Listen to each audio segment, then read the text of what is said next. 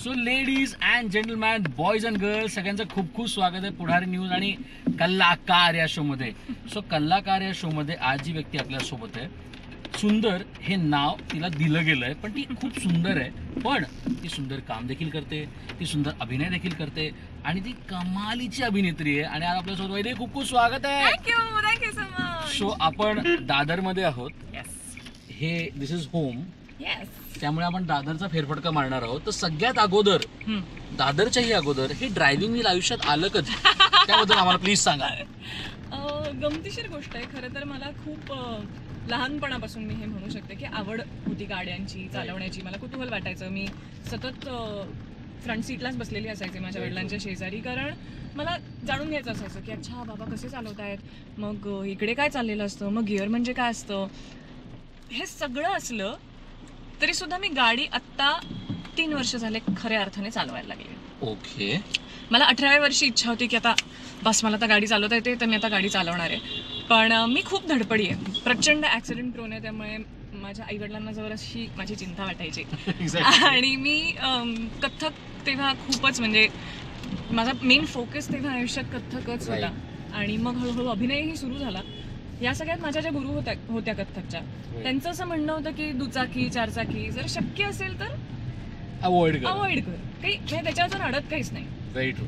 कारण घरी चालवणारे ड्रायव्हर्सही होते, आपल्याकडे ड्रायव्हर्सही असतात किंवा कॅब सर्व्हिस असते, बाकी पब्लिक ट्रान्सपोर्ट असतं, सगळेच पर्याय असतात. त्यामुळे मग तशी गाडी माझ्या हातात 2021 साली फायनली मीच ठरवलं. मला असं झालं की मी इतका काळ माझं एक पॅशन असं दडवून ठेवलंय स्वतःच्या. त्यामुळे मला असं होतं की नाही, आता बस, आता मला माझी गाडी घ्यायची आहे आणि मी चालवणार आहे. त्यामुळे मग शेवटी 2021 साली मी माझी गाडी घेतली आणि मग फुल फ्लेज चालवायला लागली. पण मग गाडी घेणं आपल्या प्रत्येक मराठी कुटुंबासाठी एक म्हणजे इंडिव्हिज्युअल घरात येण्यासारखं. तर हे जे तू घेत होतीस तेव्हाचे काही किस्से आहेत का? हीच गाडी घेतली पाहिजे की ही गाडी comfortable? What was that all? Oh my God, it was a crazy process. कारण गाड्यांची आवड आहे, गाड्यांची माहिती आहे, खूप आहे असं मी नाही म्हणणार. म्हणजे अजिबात शो ऑफ नाही करायचं की मला खूप गाड्यांचं क्रेज आहे आणि माहिती वगैरे. माझ्या भावाला माझ्यापेक्षा जास्ती क्रेज होतं गाड्यांचं लहानपणापासूनच, आणि त्यालाही माहिती सुद्धा जास्ती होती. पण मला आता गाडी घ्यायची हा जेव्हा विचार माझ्या मनात रुजला, तेव्हा मग मी संशोधन जास्ती करायला लागले की मला कुठल्या पद्धतीची गाडी घ्यायची. त्यात मला ही रेनोची कायगर सापडली, ज्याला थोडीशी वेटलिस्ट होती. मला ॲक्च्युली सांगायला हरकत नाही, मला दुसरी गाडी हवी होती, निसानची मॅग्नाइट. ही सिमिलर, म्हणजे ह्याची सिस्टर कार आहे कायगरची. तर मला खरं तर ती हवी होती. मी सगळं संशोधन करून फायनल केलं होतं, पण त्याच्यासाठी वेट पिरियड तेव्हा 8 महिने होता. आणि तेवढा पेशन्स माझ्या नव्हता, कारण फायनली इतक्या वर्षानंतर मी ठरवलं होतं मला गाडी घ्यायची आहे. त्यामुळे मग मी असं शोधता मला असं लक्षात आलं की Kaiger is also almost the same. So मग मी कायगर बुक केली आणि within a month or so I think I got it delivered. Superb. आणि आता आपण शिवाजी पार्कात फिरतोय. शिवाजी पार्क हा एक माहोल आहे. करेक्ट. या माहोल बद्दल काय सांगायचं सगळ्यात पहिल्यांदा? हा बापरे, माझं बालपण सगळं याच एरियात गेलंय. म्हणजे मी लहानपणापासूनच इथेच राहते, माझा जन्मही इथेच झाला याच एरियात. माझी शाळा किंग जॉर्ज म्हणजे IES VN सुळे गुरुजी इंग्लिश मीडियम सेकंडरी स्कूल, जे माझ्या शाळेत त्यांना आनंद होणार आहे मी पूर्ण नाव घेतल्यावर. तिथे माझी शाळा. त्यानंतर मी 11वी 12वी पोद्दारला होते. त्याच्यानंतर मी रुईयाला माझं BA कम्प्लीट केलं विथ इंग्लिश लिटरेचर, आणि मग मी रुपारेलला होते. सो मी अखंड आयुष्य माझं याच एरियात काढलंय. हो, त्यामुळे तुम्ही ठरवलेलं का दादरच्या बाहेर जायचं नाही आपण म्हणून? खरं शिक्षण संपल्यानंतर दादरच्या बाहेर जायचं नाही, बाकी कामांसाठी मला कायमच दादरपासून तसं लांब जावं लागलं. म्हणजे मी 17व्या वर्षी माझं काम सुरू केलं ऍक्टिंगचं, आणि त्याच्यासाठी वगैरे अंधेरी गोरेगाव वाटेल ते, म्हणजे त्याला असं काही किंवा इव्हन शहराबाहेर जायची वेळ येतेच आपल्यावर. त्यामुळे तो सगळा प्रवास खूप लवकर सुरू झाला. परंतु आय थिंक मी तेव्हा कथ्थकचं माझं शिक्षण सुरू होतं. त्यामुळे आईवडिलांचं असं थोडंसं इन्सिस्टन्स होता की खूप लांब कॉलेज वगैरे नको, सो दॅट ट्रॅव्हल टाईम वाचेल आणि मला तोच वेळ मग ह्याकडे वळवता येईल आणि त्याच्यात इन्व्हेस्ट करता येईल. सो म्हणून कदाचित सॉर्ट ऑफ कॉन्शियस डिसिजन होता की कॉलेज वगैरे तरी ॲटलिस्ट किमान जवळ असावं. आणि त्याच दादर हा असा एरिया आहे की जिथे खूप छान छान कॉलेजेस आहेत. आणि आय हॅव बीन लकी. मला सगळ्या चांगल्या कॉलेजेसमध्ये ॲडमिशन पण सहज मिळाली, कारण बरा अभ्यास करायचे मी, बरे असायचे. पण ना मला आता तुमच्या बोलण्यामध्ये तुम्ही 2-3दा कथक हा उल्लेख केला. I think before coming to your acting career और तुमचा जो सिनेमा आता येतोय, correct. Kathak has been a close to part और क्लोज टू युअर हार्ट और इट्स अ लाईफ. काय आहे काय कथक? कथ्थक माझा श्वास आहे, कारण मी माझ्या वयाच्या 7व्या वर्षापासून कथ्थकचं शिक्षण घेते आणि काय मला असं खूपच वियर्ड थॉट आहे हा, पण चुकून माझी मेमरी वगैरे गेली जरी ना at any point of time, तरी मला असं वाटत नाही की मी कथ्थक विसरेन. आणि हे मी आमच्या गुरूंचंही पाहिलंय. नंतरच्या काळात थोडंसं फिजिकली रिस्ट्रिक्शन्स आले होते, त्यांची तब्येत खूपच बरी नसायची, पण आम्ही ज्या मुद्रात ज्या आम्हाला ते शिकवतात त्या त्यांना सगळ्या लक्षात असायच्या नावांसकट. तरीसुद्धा मी प्रयत्न हा करत असते की रियाजात राहावं, त्याच्या टचमध्ये राहावं, कारण ते आपोआप होतं. मला जर मी नाही काही काळ नाचले ना तर माझ्या मूडवर पण परिणाम होतो त्याचा. मी इतका म्हणजे लहानपणापासून कायमच अभ्यास जितका केला त्याच्यापेक्षा जास्ती कथ्थक करत असायचे, त्यामुळे it's a very important part. पण मला नेहमी असं वाटतं, जेव्हा आपण गाडीचा प्रवास म्हणतो ना माहिती, तेव्हा खूपदा ना प्रवासाच्या गप्पा कुठच्या कुठे जाऊ शकतात. हो. आणि मला खरंच वाटतंय की या सगळ्यांमध्ये तुझ्या सिनेमाचा प्रवास, तुझ्या कलेचा प्रवास सुरू तरी कडू. तू आताच म्हटली 17 वयाला तू खरं सुरुवात केलीस. What was a start when you actually felt that मी इकडे आलीये आणि मला इकडे काम करायचं? माझ्या कामाची सुरुवात खरं तर कथ्थकमुळेच झाली. राईट. कारण आमच्या एका कार्यक्रमाला महेश कोठारे चीफ गेस्ट होते आणि तेव्हा ते वेडला विजिवा जो माझा पहिला चित्रपट आहे त्याचं प्लॅनिंग सुरू होतं. त्यामुळे त्यांनी पाहिल्यावर आय थिंक उर्मिला कनेक्टरच्या आई थ्रू हा मेसेज माझ्यापर्यंत पोहोचला की अशा अशा ऑडिशन्स घेतोय आम्ही, तर हिला यायला सांगा. ओके. आणि तेव्हा अर्थातच आधी नाही म्हटलं होतं, कारण घरात हे ह्या क्षेत्रातलं कुणीच नाही. आणि माझ्या वडिलांनी मला एनकरेज केलं. ते स्वतः त्यांच्या कॉलेजच्या काळात थिएटर वगैरे बरंच करायचे, सो ते गोल्ड मेडलिस्ट वगैरे होते. त्यामुळे त्यांनी मला प्रचंड एनकरेज केलं आणि ते म्हणाले की तू करून बघ, तुला नाही आवडलं तर यू कॅन स्टॉप. एक्झॅक्ट. पण तुला जर आवडलं तर बघ, आत्ता सध्या हॉबी म्हणून त्याचा विचार कर. मग मी म्हटलं ठीक आहे, हे करायला हरकत नाही. सच अ सॉर्टेड फिलिंग ना. हो. आणि मी ऍक्च्युली तिथे गेले ऑडिशनला ह्या विचाराने की आपल्याला हे आपल्याला माहितीच नाही ऍक्टिंग कशी करतात. मी लहानपणी म्हणजे शाळेत असताना काही अभिनयाची शिबिरं वगैरे केलेली आहे, परंतु असं काम कधीच केलेलं नव्हतं. त्यामुळे मला असं झालं की मला तर काही येतच नाही, मला कसं घेतील. पण मी सिलेक्ट झाले त्या ऑडिशनला. वाव. आणि माझी पहिली फिल्म झाली. एक्झॅक्टली. पण तरीही माझं हे नव्हतं ठरलेलं की मला ऍक्टिंगच करायचंय. त्याच्यानंतर माझं शिक्षण पूर्ण झालं. मी BA विथ इंग्लिश लिटरेचर केलं, लॉ कम्प्लीट केलं, LLB पूर्ण केलं. After the first film also? या. हो, सुपर्ब. मी पहिली फिल्म झाल्यानंतर मला असं वाटतं जवळजवळ 5-6 वर्ष माझं शिक्षण सुरूच होतं. पण असं नव्हतं की नाही आता बाकी म्हणजे कथ्थकही अर्धवट सुटलंय, बाकी सगळं सोडून आता मला हेच करायचं. ते वेळ मला तेव्हा नाही लागलं. ते वेळ मला बहुतेक आणि डॉक्टर काशीनाथ घाणेकर या सिनेमानंतर लागलं. कारण ती फिल्म येईपर्यंत मला सुद्धा कॉन्फिडन्स नव्हता की मी ऍक्टर म्हणून काय करू शकते किंवा मला खरंच किती ड्राईव्ह आहे हे करायची. आणि त्या फिल्मच्या प्रोसेसच्या दरम्यान माझ्या हे लक्षात आलं की मला हे सोडून दुसरं काही करायला नाही आवडणार. डॉक्टर विजयाबाई मेहता म्हणायच्या की प्रत्येक कलाकाराच्या आयुष्यात ब्रेक थ्रू मुवमेंट असतो. करेक्ट. मग तो स्टेजवर कथक करताना असेल, तो नाटकात काम करताना असेल, एका सिनेमाचा छोटा सीन करताना असेल, कदाचित तो सीन महत्वाचा देखील नसेल, पण तो त्याचा ब्रेक थ्रू आहे. तर is that doctor Kashinath Ghanekar is your breakthrough movement of your career असं तुला म्हणायचं? 100%. काय माहोल सांगशील काशीनाथ घाणेकर सिनेमाचा? सुबोध सरांचा सगळेच होते, ऑल द स्टॉलवर्ड्स. मी प्रचंड घाबरलेली होते टू बी व्हेरी ऑनेस्ट. कारण आता गमतीचा भाग आहे हा सगळा. ती लोक अनेक काळ त्याचं कास्टिंग करत होते त्या कॅरेक्टरचं. ते थोडंसं ट्रिकी होतं कारण त्यांना कांचनताई घाणेकर यांचा एक व्यवस्थित किती साधारण 30 वर्षाचा प्रवास दाखवायचा, 25-30 वर्षाचा. तर असं कोणीतरी हवं होतं जे 16व्या वर्षात म्हणजे त्या एज ग्रुपमध्ये सुद्धा व्यवस्थित सुटेबल वाटेल आणि जे 40व्या वर्षी सुद्धा सुटेबल वाटेल. त्यामुळे त्या प्रोसेसमध्ये त्यांची थोडीशी शोधाशोध सुरू होती. आणि ह्या सगळ्यात अभिजित देशपांडे जो दिग्दर्शक आहे त्याला मी आधीपासून ओळखत होते. मी महेश मांजरेकरांबरोबर अनेक सिनेमे केले. त्यातला एक म्हणजे काकस्पर्शचा हिंदी आणि तमिळ रिमेक होता. ओके.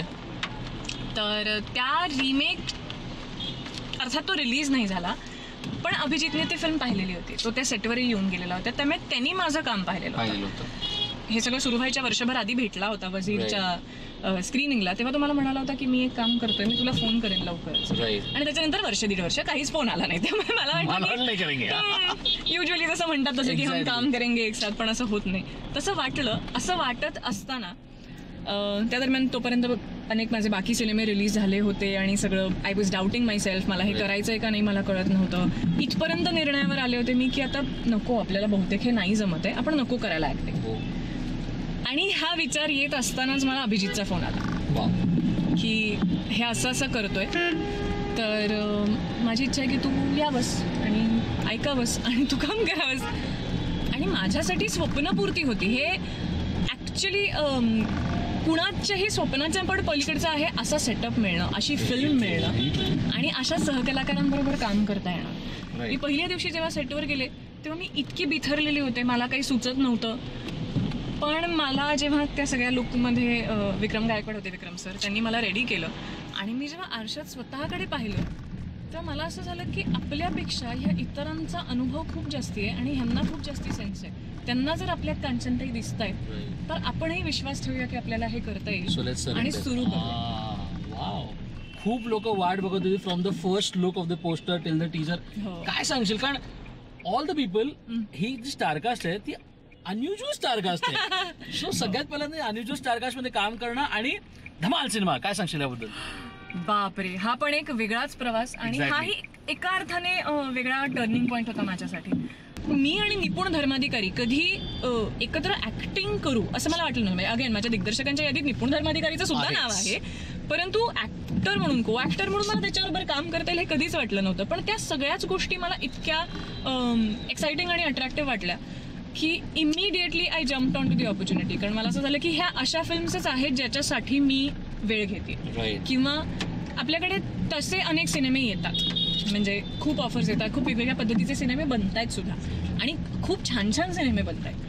पण प्रत्येक सिनेमाच्या बाबतीत आपल्याला, म्हणजे कलाकार म्हणून मला हे वाटतंच असं नाही की मला हे करायचंय किंवा मला हे एक्साइट करतंय. पण ह्या सिनेमाच्या बाबतीत मला माहिती होतं की अभिनेता म्हणून सुद्धा आणि माणूस म्हणून सुद्धा माझा खूप कस लागणार आहे, कारण ह्या पात्राची, ह्या विषयाची एक खूप वेगळीच डिमांड आहे. तू आताच म्हणालीस ना की आपल्याकडे अनेक कामं येतात, आपण त्या कामांना चूज करतो. चूज करण्यामध्ये एक फॅक्टर असं असतो की आपल्या हातातून अनेक कामं सुटतात देखील आणि आपल्याला अनेक कामं पेटतात देखील. बरोबर. So what is your formula of choosing a film? तर मी विचारलं तर to be honest there is no set formula खरं तर. पण मला असं वाटतं की काही गोष्टी आहेत प्राथमिक ज्या अर्थातच पाहिल्या जातात. एक तर दिग्दर्शक कोण आहे, आणि नॉट नेसेसरीली म्हणजे काय म्हणूया नावाजलेलाच दिग्दर्शक हवा असं काम केलं वगैरे नाही, पण कोण दिग्दर्शक आहे, त्याचा अनुभव काय किंवा त्याची विजन काय आहे हे खूप महत्त्वाचं आहे. दुसरं अर्थातच संहिता, त्या सिनेमाची कॉन्सेप्ट काय आहे, स्क्रिप्ट काय आहे, त्यांना काय अचीव्ह करण्याची इच्छा आहे. तिसरं वियर्डली मला असं वाटतं निर्माते सुद्धा, कारण चांगल्या निर्मात्यांचं विजन सुद्धा या सगळ्याला जेव्हा जोडलं जातं ना तेव्हा तो सिनेमा आणखीन मोठा होतो असं मला वाटतं. ह्या सगळ्या गोष्टींचा प्राथमिक अर्थातच विचार केला जातो आणि माझ्या वाट्याला काय येणार आहे. म्हणजे मी आत्तापर्यंत तरी एकही अशी फिल्म केली नाही हा अप्रोच ठेवून की हां ठीक आहे काम आलंय ना आपण करून टाकूया. त्या पात्राकडनं, त्या स्क्रिप्टकडनं, त्या सिनेमाकडनं मला व्यक्ती म्हणून सुद्धा काही मिळणार असेल तर मला ते करायला आवडेल. कारण हे माझं आयुष्य आहे अख्खं. मी मला जर रुटीन मोनोटोनस गोष्टी करायच्या असतात तर कदाचित मी काहीतरी वेगळं निवडलं असतं आणि माझ्याकडे पर्याय होते. मी खूप वेगळी प्रोफेशनल डिग्रीज आहेत माझ्याकडे, अगदीच आहे. पण मला असं वाटतं की हे निवडण्यामागचं कारण हेच होतं ना की तुम्हाला चॉईस असावी, तुम्ही काय काम करताय आणि त्याने तुम्हाला आनंद मिळावा. पण या सगळ्यानंतर आता शेवटचे 2-3 प्रश्न माझे, त्याच्यातून एक प्रश्न आहे, जसं मी सुरुवात केली की तुम्हाला प्रत्येक व्यक्ती जो तुमचा इंटरव्ह्यू घेतो शी सो ब्युटिफुल असं नेहमी म्हणतो. तुम्हाला अनेकदा हा रिॲक्शन लोकांनी मिळालं, सोशल मीडिया असो, अनेकदा लोक भेटत असतील. How do you take it? कारण माझा दुसरा प्रश्न त्याच्यावर असा आहे की तुम्ही ह्याच्या खूप वर नेहमी स्वतःला घेऊन जाता. म्हणजे तुम्हाला जेव्हा पण आज मी तुम्हाला बघतोय, we know each other for a very long time, आता या सुंदर टॅगला घेऊन तुम्ही कधीच कामं केली नाही, तुम्ही त्याच्यावरच उठलात. मग तुम्ही झोंबिवली केला असेल, तुम्ही अनेक सिनेमा केला असेल, तुम्ही हा सिनेमा देखील करताय जिकडे तुम्हाला गर्ल नेक्स्ट डोअर दाखवलं जर गेलं तरी ते गर्ल नेक्स्ट डोअर नाही आहे. सो इज दॅट काय म्हणतो आपण की बाबा मेरे को इधर से ऊपर उठना आहे, मला या टॅगवरून वर उठायचं आहे. मी लोकांना सुंदर दिसते ना, ओके दॅट्स गुड, बट मी अभिनय सुंदर करते ना हे जास्त महत्वाचं. काय वाव, तू ऍक्च्युली माझ्या मनातलं सगळंच बोललायस तुझ्या प्रश्नात. माझं खरंच पहिल्यापासून अप्रोच हाच होता आणि ह्याचं कारण मला माहिती नाही. काय झालं ना, सुरुवातीच्या काळात मीही स्वतःला तेवढं सिरियसली घेतलं नव्हतं ऍक्टर म्हणून, ॲज आय सेड. आणि डॉक्टर काशीनाथ घाणेकर हा सिनेमा झाल्यानंतर मी स्वतःला सिरियसली घ्यायला लागले ॲज अन ऍक्टर. मी स्वतःवरती जास्ती काम करायला लागले ॲज अन ऍक्टर. बरोबर. म्हणजे बोस्ट करायचं म्हणून नाही, पण मला आत्ता असं जाणवलं, गरज वाटली की मला काहीतरी शिकण्याची गरज आहे, मला काहीतरी कोर्स करण्याची गरज आहे, तर मी तोही करून आले. मला असं वाटतं ना, सुरुवातीच्या काळात मी हे खूप ऐकलंय की अरे ही काय फक्त चांगलीच दिसते, आणि हे मी ऐकलं आहे कोणाकडनं वगैरे, ते सगळे जाऊ देत. पण या गोष्टी मी माझ्या कानावर पडल्या आहेत की फक्त दिसणं हे काम काही येत नाही हिला, हेही मी ऐकलंय. आणि मला असं झालं की दिसणं हे माझं कर्तृत्व नाहीये, हे मला मिळालेलं आहे. म्हणजे अर्थात ते सांभाळण्यासाठी मी कष्ट घेते, स्वतःला ग्रूम करण्यासाठी मी कष्ट घेते वगैरे, सगळंच बरोबर आहे. पण मुळात मी जशी दिसते ते माझं कर्तृत्व नाहीये. माझं कर्तृत्व काय आहे? माझं काम. इतकं लोकांनी ते बिंबवलं होतं माझ्या मनात की हिला काम, आणि अर्थात ही चर्चा बाकी पण होते की हिला का कामं मिळत आहे, ती बरी दिसते ना म्हणून हिला कामं मिळत आहे. मला असं झालं की नाही नाही नाही नाही, मला हे खोडून काढायचंय. म्हटलं हे असूच शकत नाही. कारण हा माझा तो ॲडव्हान्टेज असू शकतो, पण त्या पलीकडे जाऊन मला असं वाटतं की मी कायमच म्हणत आले की मी बरी दिसते ही माझ्यासाठी खरं तर कॉम्प्लिमेंट मी धरतच नाही. कारण ते आता मॅटर ऑफ फॅक्ट आहे की लोकांना मी बरी वाटते दिसायला, कारण देवानी मला असं दिलंय जे काही दिलंय ते. त्यामुळे माझ्यासाठी खरी कॉम्प्लिमेंट कायमच हीच असते की माझं काम लोकांना आवडतंय, आणि त्याच्यासाठीच हा सगळा प्रयत्न चाललाय झटण्याचा. आणि मला हेही फार आवडलं श्रेयस की तू हे नोटीस केलंस की ह्या चित्रपटात सुद्धा 1, 2, 3, 4 मध्ये सुद्धा सायली हे खरं तर असं गर्ल नेक्स्ट डोअर वाटणारं पात्र आहे, पण ते कॅरेक्टर खूपच मजेशीर आहे. एक वेगळं बॅकग्राऊंड मध्ये वाढलेली आहे, एक वेगळ्या विचारसरणीची यंग मुलगी आहे, 23-24 वर्षाची, पण खूपच तडफदार आणि करारी अशी मुलगी आहे. त्यामुळे काही गोष्टी त्या वयात ज्या मला माझ्यात नव्हत्या त्या सायलीत आहेत. त्यामुळे मला ते उमगणं आणि ते करता येणं सुद्धा खूप कठीण गेलंय. अर्थातच या सगळ्यात वरुणची खूपच चांगली साथ होती, पण ते करताना मला पुन्हा मजा आली. कारण मी म्हणते तसं की मी जे अनुभवलंय तेच जर मी स्क्रीनवर दाखवत राहिले तर काय मजा. Very true. मी जे खऱ्या आयुष्यात अनुभवलं नाहीये ते मला स्क्रीनवर कन्व्हिन्सिंगली पोर्ट्रे करता आलं तर मग मला या पॉइंटला खरं असं वाटतं ना, म्हणजे मला खूप लोक विचारतात तुला कुठले सिनेमा आवडतात, तर मी नेहमी असं म्हणतो की कारण मी मुंबईचा राहणारा मुलगा आहे, बरोबर, मी वेस्टर्न सौथमध्ये राहतो, तर माझ्याकडे we have grown up watching Yash Raj films. त्यामुळे आपल्याकडे जे नाहीये तेच बघत बघत मी मोठा झालोय. So what ever you sed की मला जे अनुभव नाही ते मी सिनेमात घेते आणि तो अनुभव मी देते. So it's a very fantastic feeling all together. या सगळ्यानंतर ना आपल्याला सिनेमा हा हे क्षेत्र जे आहे ना ते फार अजब आहे. त्याचं अजब काय आहे की या सिनेमा क्षेत्रात रोज काम आहे का, तर त्याचं उत्तर नाहीये. आता तुम्ही म्हटलात की मला जर कोर्स करायचा मी कोर्स करून आले, बरोबर, तर हे जे आहे हे जास्त करावं का प्रत्येक कलाकारांनी. म्हणजे मला एकदा आय थिंक सयामी खीर म्हटलेलं की एव्हरी वन शुड ना परत ए पासून त्यांनी सुरुवात करावी, काही होत नाही. बरोबर. शी सेड की मी जाते, मी कोर्स करते, मी कधी मध्ये क्रिकेट खेळते, this is my refreshment. Is that your refreshment की नाही आहे ना आता काम, लेट्स डू समथिंग एल्स, परत आपण येऊ, परत आपण करू, अजून आपल्या ह्याला कोर्सला काय महत्वाचं आहे ते आपण करू. Is that the way to go for? प्रत्येकाने हे करावं का नाही, आय थिंक हा एक फार इंडिव्हिज्युअल मुद्दा आहे. पण मला हा संयमीचा थॉट खूपच रिलेटेबल वाटतो. कारण मी म्हटलं तसं कथ्थक शिकली आहे आणि त्याच्यात खूप अनेक वर्ष, म्हणजे आता 25 वर्ष झाली मी त्या कलेची साधना करण्याचा प्रयत्न करते. आणि आपल्याकडे हा काय म्हणूया चूजी असण्याचा तर आणखीन मोठा हा काय म्हणूया शाप नाही म्हणणार मी, पण म्हणजे तो एक डिसएडव्हान्टेज होतो की नसतं तुमच्याकडे सतत काम. आणि अशा वेळेला मग मला असं वाटतं की थोडंसं डेस्परेशन वाढू शकतं. बरोबर. तुम्ही जे आतापर्यंत करण्याचा प्रयत्न करताय ते काय म्हणूया तुम्हाला घाई होऊ शकते की मला ज्या पद्धतीची कामं हवी आहेत किंवा ज्या पद्धतीचा ह्यातनं आउटपुट हवा आहे तो काही मला मिळत नाहीये. मग मला ते डेस्परेशन माझं वाढू शकतं. आणि त्या सगळ्या प्रोसेसमध्ये मग तुमचा जो गाभा आहे किंवा तुम्हाला ज्या पद्धतीचं काम करायचं आहे ते सगळं सुटू शकतं. तर ते न होऊ देण्यासाठी मला असं वाटतं की काहीतरी गो टू तुम्हाला असायला हवं, असायला विविध गोष्टी. आणि कलाकार म्हणून मला हेही कायम वाटतं की तुम्ही जितक्या वेगवेगळ्या गोष्टी अनुभवता ना, Right. तितके तुम्ही व्यक्ती म्हणूनही प्रगल्भ होता आणि कलाकार म्हणूनही प्रगल्भ होता.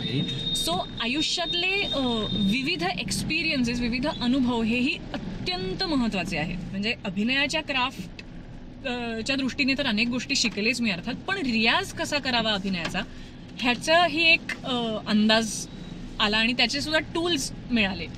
सो त्या गोष्टी अभिनेता म्हणून काय होतं ना, एका विशिष्ट काळानंतर तुम्ही इतकं काम करत असता की तुम्हाला असं वाटतं की आता काय, आता मला जमलंय, आता हे नाव दिस इज बाय हात का खेळ वगैरे, जे बाय हात का खेळ जे काय असतं ते असं वाटू शकतं. ते वाटायच्या आतच मला असं वाटतं की तुम्ही हे मोडून काढणं गरजेचं आहे की नाही, आपल्याला शिकत राहावंच लागणार आहे. शिष्यावस्था ही आयुष्यभर राहते आणि कुठल्याही कामाच्या बाबतीत. सुपर्ब. आणि कल्लाकारचा हा कॉपी पेस्ट प्रश्न आहे जो मी सगळ्यांना विचारतो, तुला विचारायचा आहे. सो कल्ला आणि कार या शोचं नाव आहे. आपण ना आयुष्यात आपण नेहमी इन्स्पायर होत असतो. बरोबर. तर आता जर तुला एक संधी दिली या शो मध्ये, तुला या सीटवर कोणाला तरी बसवायचंय आणि तुला निखळ गप्पा मारायच्यात, ती व्यक्ती कोण असेल आणि का? वाव, हा जरा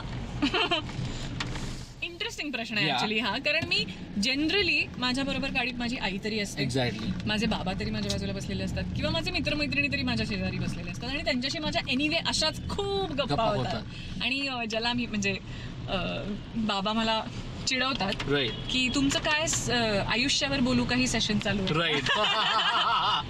सो मला अर्थातच ते करायला प्रचंड आवडतं. मी माझ्या आजीशी खूप क्लोज आहे, हे अर्थातच मी अनेक ठिकाणी हे बोलले सुद्धा आहे. मला आजीला गाडीत बसवून खरंच कुठेतरी असं लांबच्या प्रवासासाठी घेऊन जायला आवडेल. याचं कारण सांगते, ती आता 87 वर्षाची आहे आणि तिला प्रवास नाही फारसा करतायत, कारण आता वय झालंय सगळंच. म्हणजे ती गाडीत बसली आहे माझ्या, मी ड्राईव्ह केलंय तिला, पण असं खूप वेळ बसून तिच्याशी गप्पा मारू शकली आहे असं नाहीये. त्यामुळे मला असं वाटतं की मला आजीला कुठेतरी असं छान लॉंग ड्राईव्हला घेऊन जायला आवडेल, जिथे मला त्याच्याशी खूप गप्पा मारता येतील. गप्पा तर अजूनही मारतेच मी, फोनवर म्हणा, भेटून म्हणा, जे काय, पण गाडीत बसून तिला कुठेतरी लांब फिरायला घेऊन जायला आवडेल मला. सुपर. Thank you so much. आज तुम्ही या शोला आलात, ते वेळात वेळ दिलात आम्हाला, आणि खरं तर मला खूप मजा आली तुमच्या गप्पा मारून. आणि आता काय, आता आपण पुन्हा एकदा, कारण त्यांचं प्रमोशन्स पण खूप आहेत, she has to go. Yes, I have to leave. आणि त्यामुळे थँक्यू. यू आर, तुम्ही जे म्हणताय की तुम्हाला काय काय ज्या ज्या गोष्टी करायच्या आहेत, ज्या ज्या गोष्टी तुम्हाला करायच्या त्या गोष्टी तुम्हाला करता याव्यात, एवढीच अपेक्षा. आणि नेहमी बी ए स्टुडंट ॲज ऑलवेज तुम्ही म्हणताय, आणि ते पण हो. खूप खूप धन्यवाद. Thank you so much. I had a rocking time. आणि बिकॉज आपण जस्ट जातोय आणि मला माहिती आहे पाऊस आहे छान, तुम्हाला गाण्याची पण आवड आहे. सो अगर मैंने कहा की बारिश है, शिवाजी पार्क है, तर कुठलं गाणं पटकन असं मनात येतं, 2 ओळी तुम्ही गुणगुणू शकता? बापरे, पावसाचं गाणं एखादं चांगलं. माझ्यात खरं तर पावसाची काही ठराविक आवडती गाणी आहेत. त्यातलं एक खूप जवळचं गाणं आहे रिमझिम गिरे सावन. मला फार बरं गाता येईल असं मला वाटत नाही, पण मला गुणगुणायला अगदीच आवडेल. प्लीज. रिमझिम गिरे सावन, सुलग सुलग जाए मन, भीगे आज इस मौसम में, लगी कैसी अगन, रिमझिम गिरे सावन. Superb. That was outstanding. Thank you so much.